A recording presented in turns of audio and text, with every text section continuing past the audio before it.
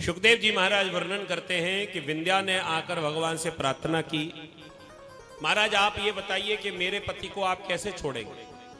भगवान ने कहा बहुत सिंपल है, ये मुझे तीसरा चरण रखने का जगह स्थान बता दें, मैं इन्हें छोड़ दूंगा।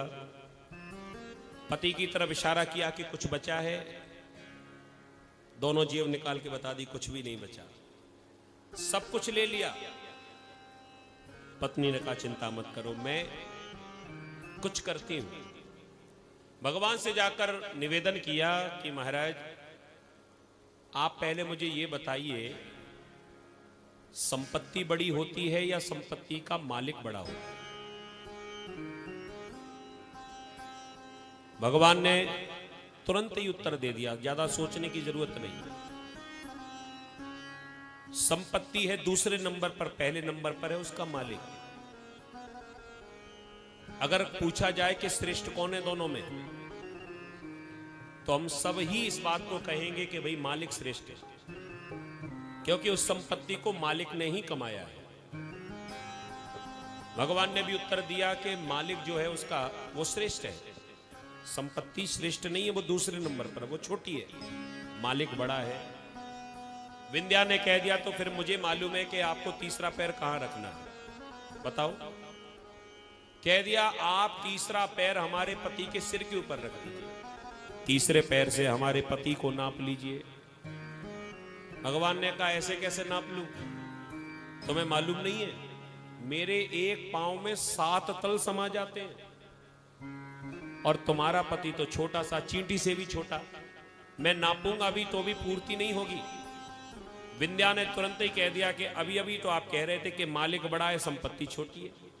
तो महाराज मैं आपसे पूछना चाहती हूं कि जब संपत्ति छोटी होकर भी आपके 2 पैरों की पूर्ति कर सकती है, तो क्या मालिक बड़ा होकर आपके एक पैर की भी पूर्ति नहीं कर सकता है। भगवान अपनी बात में ही फंस गए।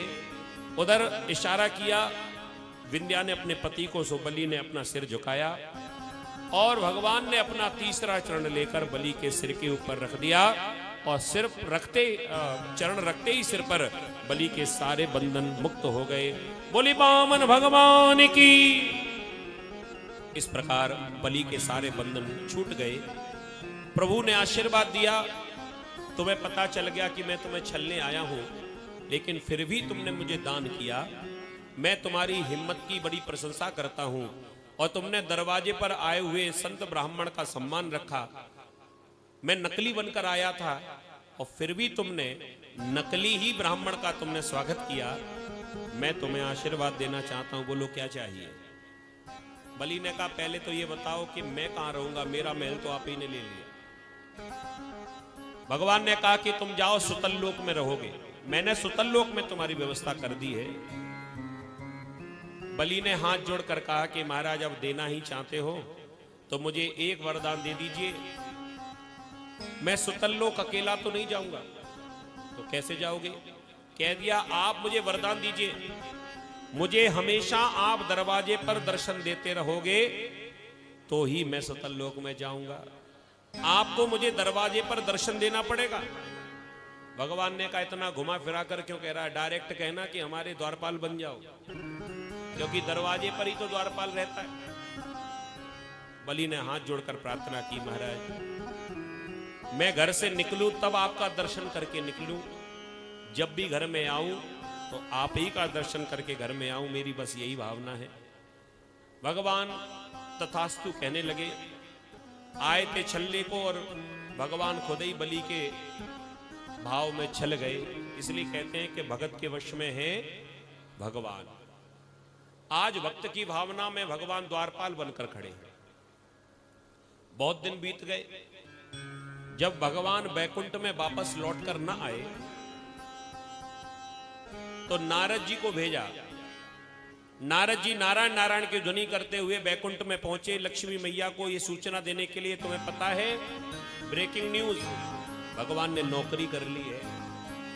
लक्ष्मी जी को अचंबा हुआ, भगवान ने नौकरी क्यों करी, जिसकी घरवाली ही लक्ष्मी हो, भला भगवान को नौकरी करने की क्या आवश्यकता। कह दिया वे तो भगवान नहीं जाने। लक्ष्मी मैया ने बात को संभालते हुए कहा, नौकरी भी कोई छोटी मोटी नहीं की होगी, मेरे पति है, स्पेशल नौकरी होगी उनकी, कहीं के प्रधानमंत्री बन गए होंगे, हो सकता है कि कहीं के खजाने के मालिक बन गए होंगे, कोई बड़े स्तर की, बड़े पद की नौकरी होगी उनकी, है ना नारद जी? नारद जी कहने लगे, इतनी बड़ी नौकरी है कि बताने में भी शर्म आ रही है। ऐसी कौन सी नौकरी? कह दिया इतनी बड़ी पोस्ट है, बता दूं? कह दिया बता दो। कह दिया सिक्योरिटी गार्ड है, 3 लोक के स्वामी और द्वारपाल बन गए। कह दिया हाँ, भक्तों के लिए भगवान कुछ भी बन जाते हैं। लक्ष्मी जी ने कहा, तो फिर उनके बिना तो बैकुंठ सूना हो जाएगा, तो वापस लौटकर कैसे आएंगे? लक्ष्मी मैया को नारद जी ने उपाय बता दिया, बड़ा सुंदर उपाय। सावन का ही महीना था और संयोग देखिए अभी भी श्रावण का महीना। नारद जी ने उपाय बताया, वो यही समय चल रहा था। भगवान ने, नारद जी ने कहा कि मैया अगर अपने पति को घर वापस बुलाना चाहती हो तो एक काम करो, रक्षाबंधन का त्योहार आने वाला है और बलि की कोई बहन नहीं है, तो आप उनकी बहन बन जाना, नकली वेश बनाकर चली जाना। बलि बड़ा दयालु है, आप जाकर उनके सामने 2 आंसू बहाओगी ना, तो वो तुमसे राखी बंधाने को तैयार हो जाएंगे।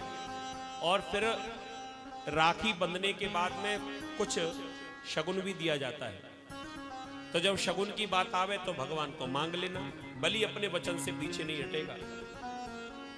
पूरी व्यवस्था नारद जी ने समझा दी और सीधे नारायण नारायण करते हुए चले गए। लक्ष्मी मैया ने भी वेश बदल लिया, एक साधारण सी स्त्री का रूप बनाया और सीधे सुतल लोक में जाकर पहुंची। बलि सवेरे सवेरे टहलता हुआ बाहर निकल कर आया तो वहां पर क्या देखते हैं कि एक स्त्री फूट फूट कर रो रही है। बलि ने जाकर रोने का कारण पूछा। लक्ष्मी मैया नाटक करने लगी, महाराज मैं एक अभागन हूं, आज रक्षाबंधन का त्योहार है और सबरी बहनें अपने भैया की कलाई पर राखी बांध रही हैं, परंतु मेरे तो कोई भाई नहीं है, मैं किसको राखी बांधूंगी? और महाराज मैं आपके दरवाजे पर आई हूं, मैंने सुना है कि कोई आपके दरवाजे से खाली नहीं जाता। अब मैं राखी तो ले आई, लेकिन मुझसे राखी बंधाने के लिए कोई तैयार नहीं, क्योंकि मैं धनवान होती ना तो कोई भी भैया बन जाता। अब मैं तो साधारण सी हूं ना। एक बात कहूं, जीवन में जिस बात की कमी होती है ना, उस कष्ट को वही व्यक्ति समझ पाता है। अच्छा, जिनके बहनें हो सकता है कि बहन का भाव क्या होता है, बहन की कीमत क्या होती है, वो भैया भले ही ना समझे, परंतु जिस भाई को बहन नहीं होती, कीमत उस भैया को पता चलती है कि वास्तव में बहन की कीमत क्या है। और बिल्कुल वैसे ही एक बहन अपने भैया से बहुत प्रेम करती है,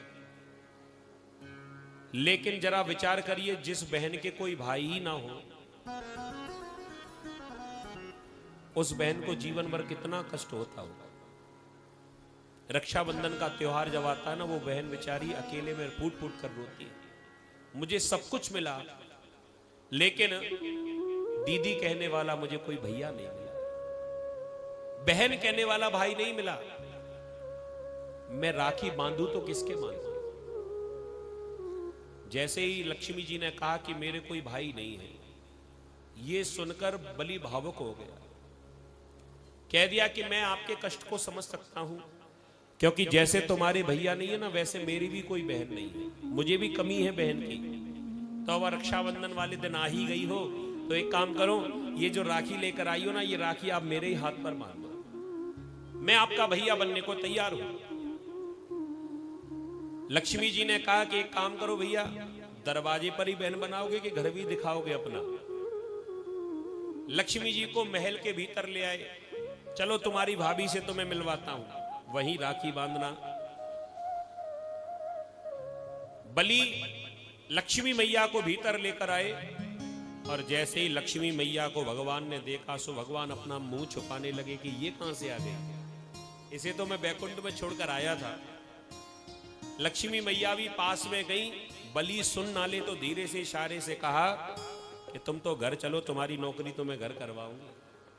बढ़िया नौकरी करने वाले, अभी देखती हूं तुम्हें बाद में, पहले मैं भैया से निपट लूं। भीतर गई, सबने बड़ा स्वागत किया, दासियां आ गई, भाभी आ गई, भाभी ने अपने हृदय से लगाया, मायके का सुख तो बहुत बड़ा होता है। आज लक्ष्मी मैया ने अपने भैया को राखी बांधी, बलि को अपना भाई बना लिया, माथे पर तिलक लगाया, मिठाई खिलाई, आरती उतारी और राखी बांधने लगी। ये न बद्धो बलि राजा दानवेंद्रो महाबला तेन त्वां प्रतिबंधनामि रक्षे माचल माचल।